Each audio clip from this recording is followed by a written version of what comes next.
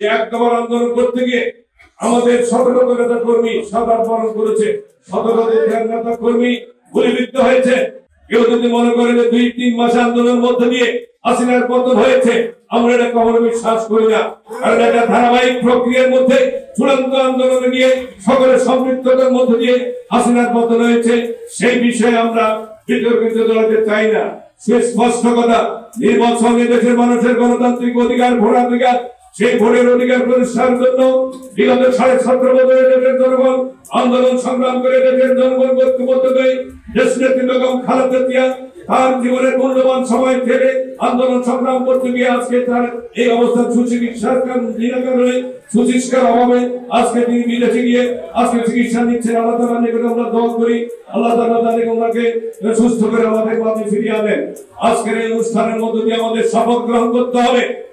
BNP একটি বিশাল দল, ইতিমধ্যে আমাদের অ্যাডভোকেট হাসিব বলেছেন একটা ইউনিয়নে আমাদের হাজার হাজার নেতা কর্মী, কিন্তু 2-4-5 জন সর্বোচ্চ 7-8 জন ব্যক্তির কারণে এই এলাকায় বিএনপির ইমেজ, বিএনপির বদনামি হবে।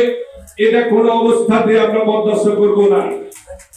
আপনারা এবং আগামী নির্বাচন হবে অত্যন্ত কঠিন। এই নির্বাচনে প্রার্থী এবং প্রার্থীর সমর্থক এবং তাদের কর্মীদের আচার আচরণ, তাদের কর্মকাণ্ডের উপর নির্ভর করবে আমার নির্বাচনের জিতা হারা। কারণ মানুষ জনগণ যদি মনে করেন আমার ভোট আমি যাকে দিব নেতা কর্মী এবং তিনি নির্বাচিত হবে, তারা সরকার গঠন করবে, তাদের কাছে আমাদের জানমাল নিরাপদ থাকতে হবে।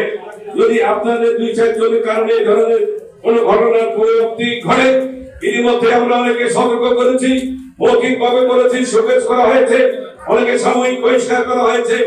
এখন আর কোন সাময়িক বহিষ্কার করা হবে না। যারা বিএনপি আপনার কাছে দেখে এখন নির্দেশ দেওয়া হয়েছে যারা এই সমস্ত 2-4-5 জন অপকর্ম করবে।